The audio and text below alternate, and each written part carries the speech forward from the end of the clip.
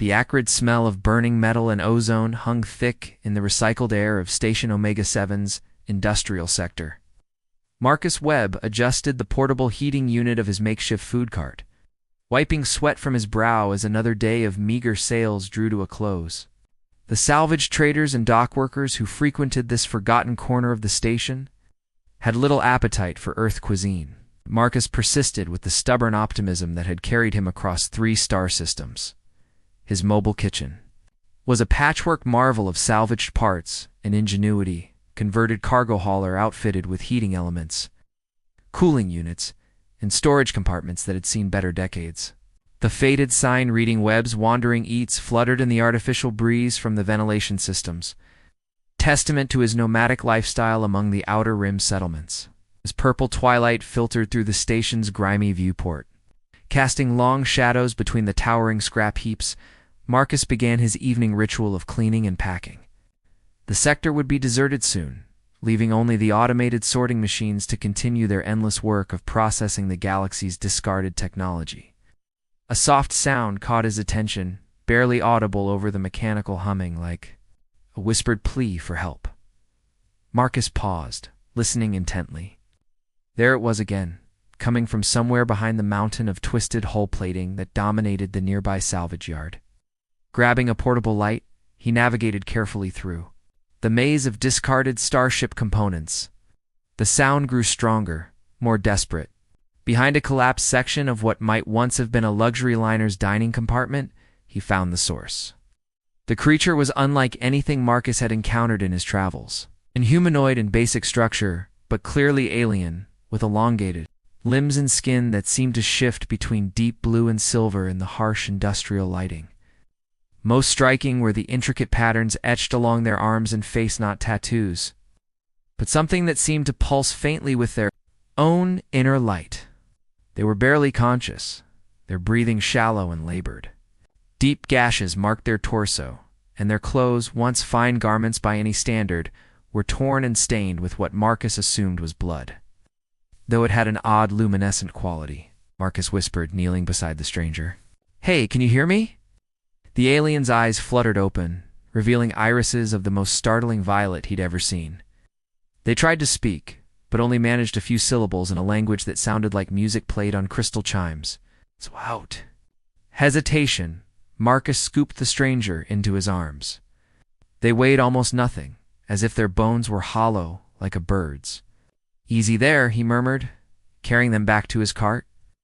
"Let's get you somewhere warm and figure out how to help." The stranger's violet eyes focused on his face with what might have been surprise before sliding closed again, their breathing becoming more regular as consciousness faded. Marcus had always believed that hunger was universal, transcending species and politics. At night, he would discover just how far that belief would take him. 3 days passed before the stranger's fever broke. Marcus had converted the small storage compartment behind his food cart into a makeshift recovery room, lining it with every clean blanket and heating pad he could scavenge from the stations. Marcus, the alien who had whispered the name Nix during one of their more lucid moments, remained weak, but no longer hovered at death's threshold. "The patterns on your skin," Marcus observed, offering a bowl of simple broth he'd prepared from synthesized vegetables and real earth spices. "They're not just decorative, are they?" Nix's violet eyes studied him carefully before accepting the bowl with hands that trembled slightly. They spoke. Their voice carried an accent Marcus couldn't place. Melodic, yet precise.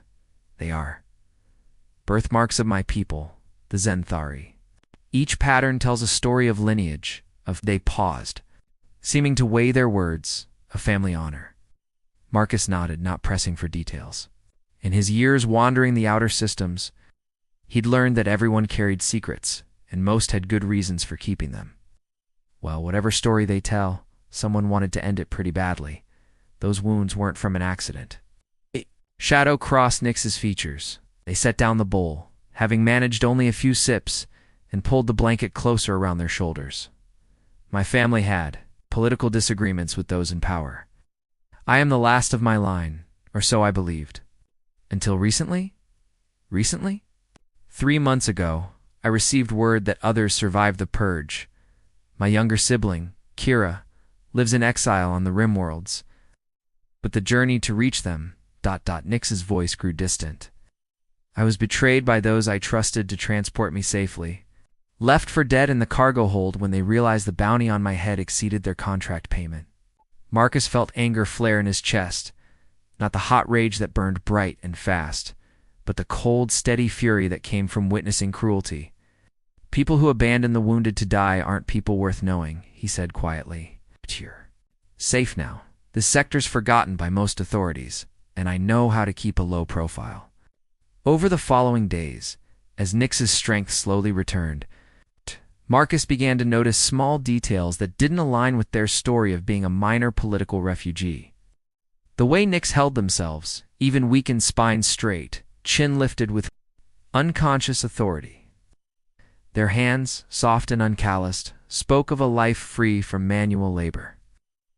Most telling were their reactions to simple tasks, when Marcus handed them a cleaning cloth. Nix had stared at it with genuine confusion, as if they'd never been expected to clean anything themselves. You weren't just from a political family, Marcus said one evening, as they shared a meal of reconstituted protein and hydroponic vegetables. You were important. Really important. Nix's spoon paused halfway to their mouth. What makes you say? That the way you apologized for 20 minutes when you accidentally knocked over my water container? The way you automatically moved to let me pass first through doorways? The way you've never once complained about sleeping on a pile of blankets in a storage compartment? Marcus leaned back against his cart's exterior wall. Those are the habits of someone who's used to others serving them, who's been taught that their comfort matters less than maintaining politeness. For a long moment, Nix said nothing, and very quietly, if I told you the complete truth about who I am, it would put you in more danger than you can imagine. Maybe, or maybe it would help me understand what we're really dealing with. Marcus met their violet gaze steadily. Either way, you've got my help until you don't need it anymore. It's a promise. Something shifted in Nix's expression: surprise, gratitude, and perhaps the first stirring of hope they'd felt in months. The morning brought visitors Marcus hadn't expected. He was preparing his usual breakfast, offering real eggs from the station's hydroponic farms, a luxury he could barely afford, but provided anyway when three figures approached his cart with purposeful strides. The leader was tall and broad-shouldered, with the same shifting skin tone as Nix but marked by different patterns. Geometric designs that spoke of military service rather than noble birth. His companions flanked him with the casual alertness of trained soldiers, their eyes constantly scanning for threats. Marcus Webb of Earth, the leader said, his voice carrying authority even kept low. I am General Keth Morvain, formerly of the Zenthari Imperial Guard. I believe you have someone under your protection who is very dear to me. Marcus's hand moved instinctively toward the plasma cutter he kept beneath his counter, not much of a weapon. But better than nothing. I think you've got the wrong person, friend. I'm just a food vendor who saved the life of Crown Prince Nix Valdris 3 weeks ago, Keth replied, his scarred features softening slightly. Please, Marcus Webb. I am not here as an enemy. I have searched every salvage yard, every forgotten corner of this sector, following whispers and rumors. The prince lives, and that changes everything. From behind the cart came a sharp intake of breath. Nix emerged from the storage compartment, moving with more grace than Marcus had yet seen from them. The transformation was startling. Gone was the grateful refugee, replaced by someone who radiated quiet dignity despite their simple clothes. General Morvain, Nix said, and Marcus heard the weight of history in their voice. I had thought you dead with the others, as I thought you my prince.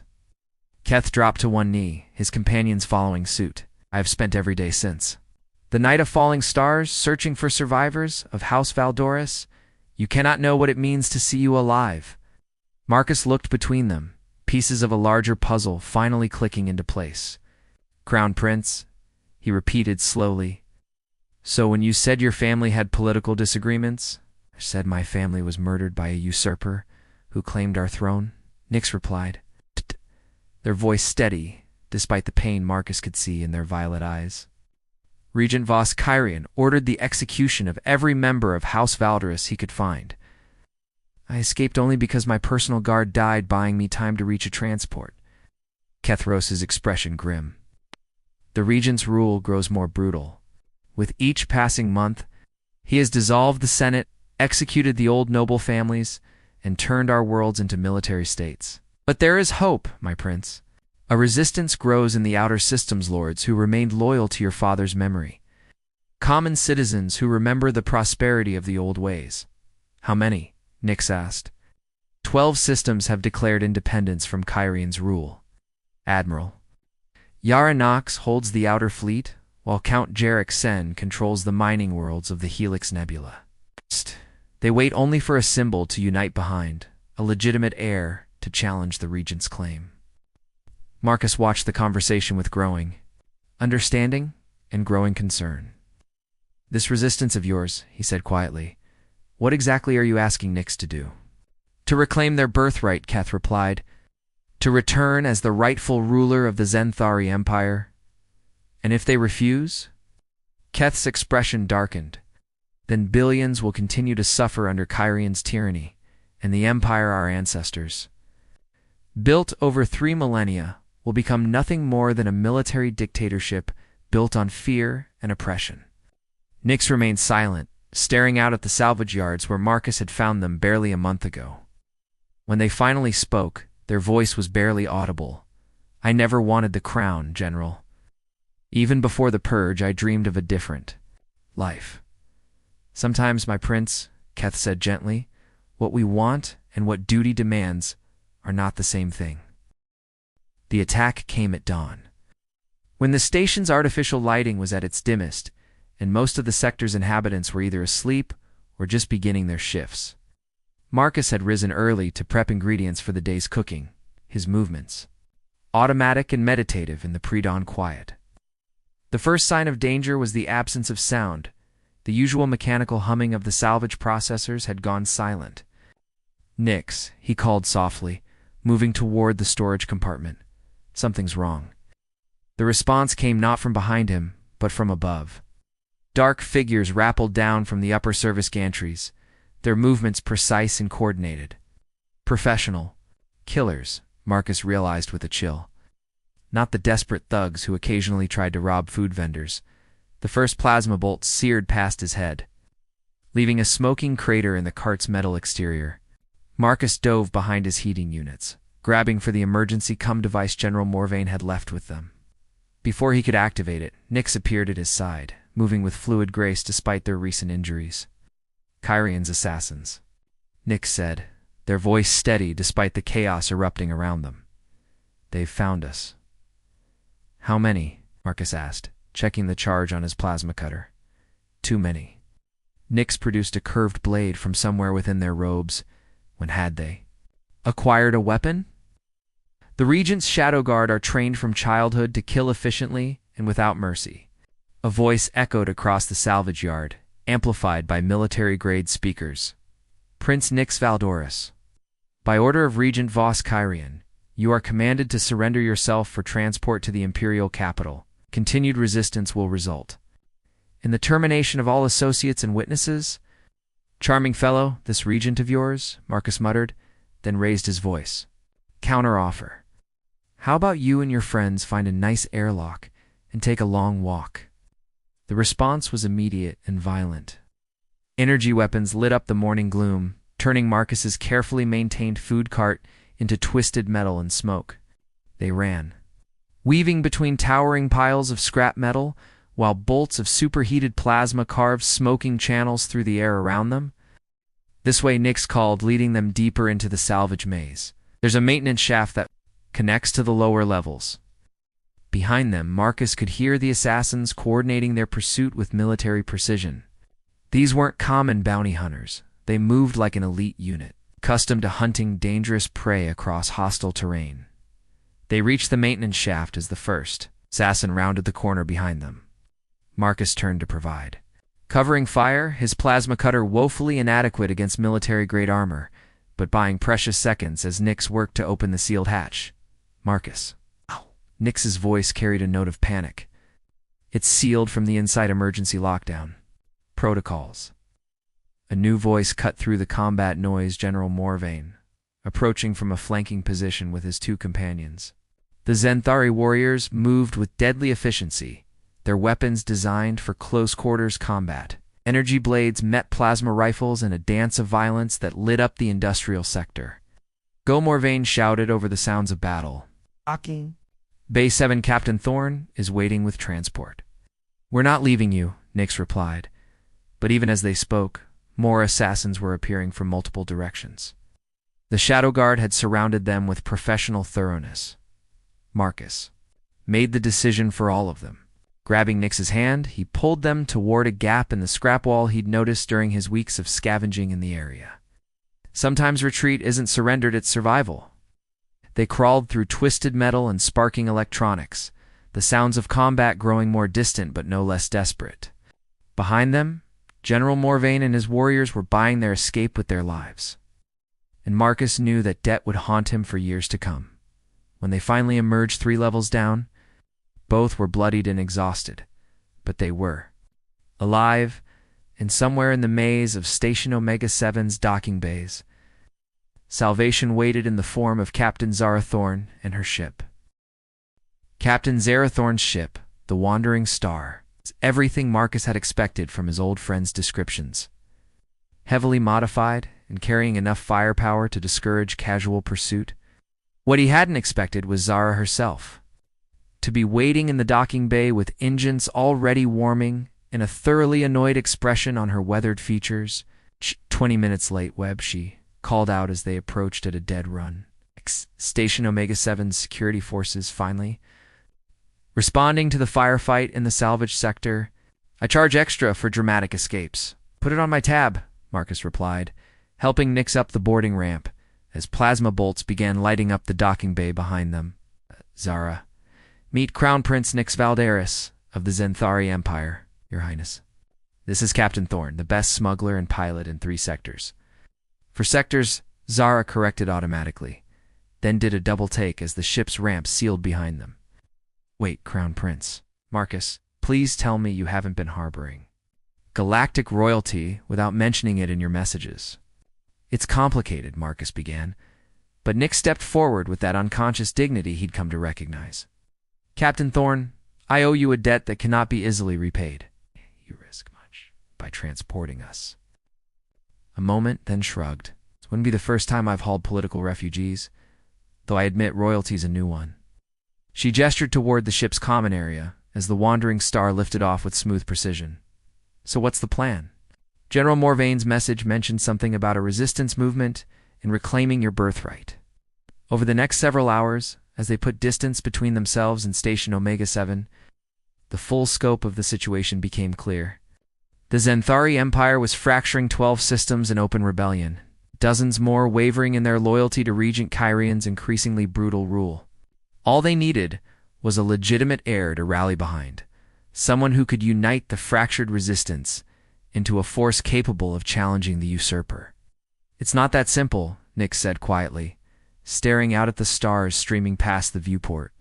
I've seen what war does to innocent people. If I claim my crown, millions will die in the fighting that follows. If I don't, millions more will suffer under Kyrian's tyranny.